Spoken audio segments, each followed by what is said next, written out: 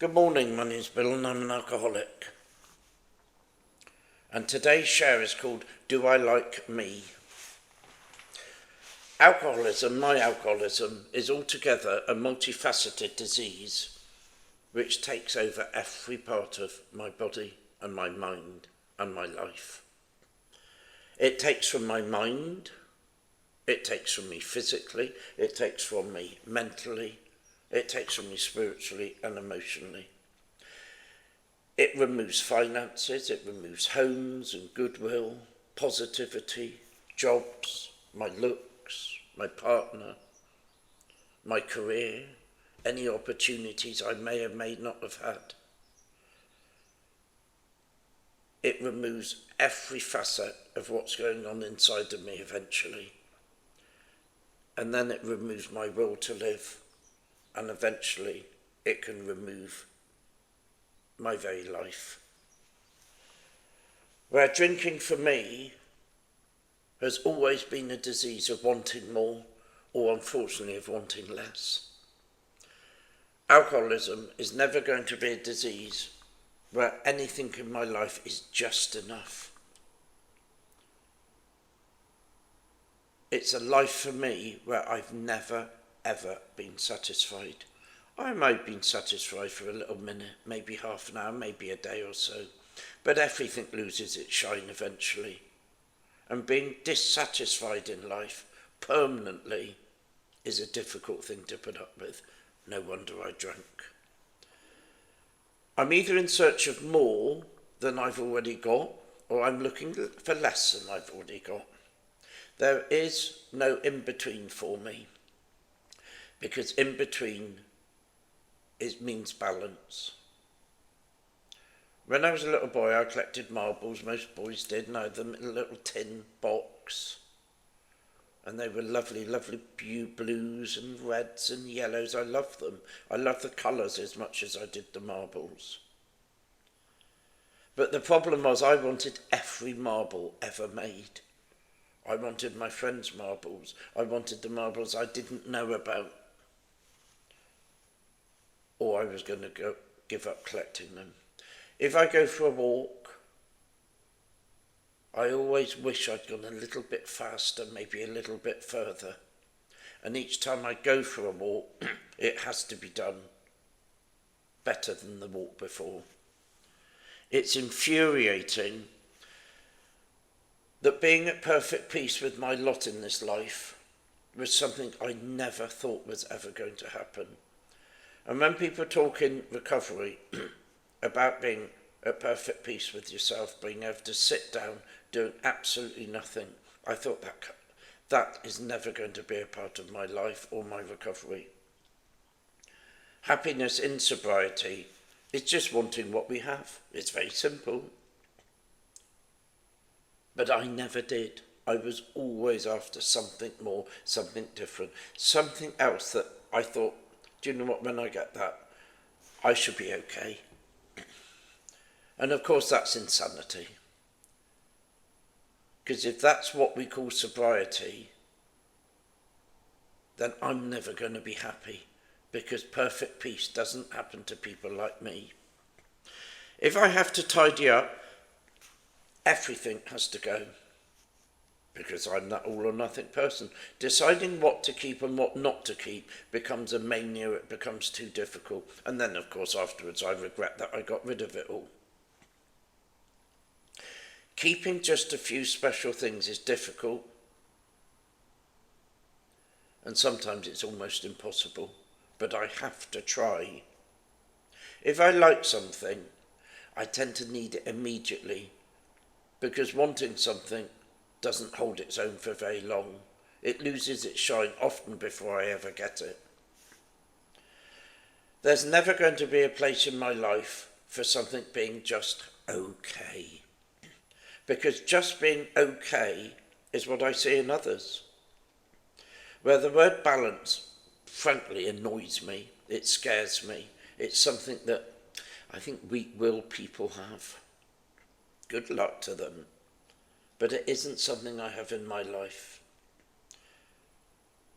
And listening to a song I like, I end up playing it on repeat over and over again until eventually I just get fed up with it.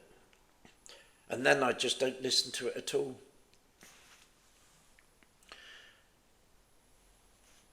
I like or I don't like. That's my life.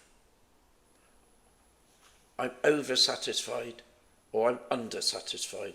That's my life. And this applies to what has to be my biggest problem in my life. And that's people and what they think about me. I've had it all my life, where I've had this insatiable need to be noticed, to be liked, to be loved, to be recognised. And ever since my earliest memory, I've craved attention. I've craved what you think about me and how much you like me or how much you don't like me. I've sought out recognition all my life. I've needed to know if you like me. And if you do, how much you like me. And if you don't, well, I have to find out how much you don't like me. Just knowing whether you like me for this alcoholic is never, ever going to be enough. Everything in my alcoholic world has to be measured, it has to be calculated, it has to be worked out, it has to be questioned, it has to be weighed up and decided upon. Alcoholism, unfortunately, is not just about drinking.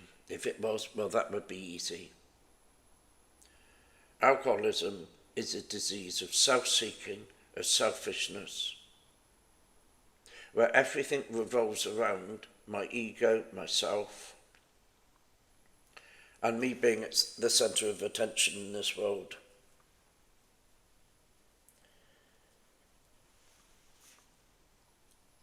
Where I'm the centre of my own world is where I've always been. But it brings its own problems. Because when people treated me extra special, I felt ordinary. But when they treated me ordinary, I felt rejected. And I have been treated extra special, and that was just enough. But then, of course, people just treat me ordinary, and when I feel rejected, I pick up a drink. People-pleasing is what I've done all my life. I love to give, and I love helping others. But where I people-please, I can't keep doing it all my life, and I didn't know giving that I used to do and helping was what we call people-pleasing in recovery, because I just wanted you to like me and I would do anything to get your attention, to get your love, to get your adoration and your kind words.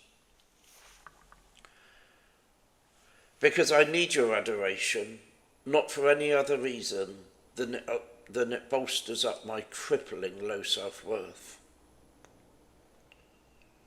Being liked is at the centre of an alcoholic's universe. Being admired is where I feel comfortable. But that's where my problems really start. That's where my problems have been since I was 4 years old, from my earliest memory. Because when I receive some kind words, maybe a little bit of praise or a little bit of glory, do you know what? The two things that I've craved all my life, I've wanted, I then find it excruciatingly difficult to accept them.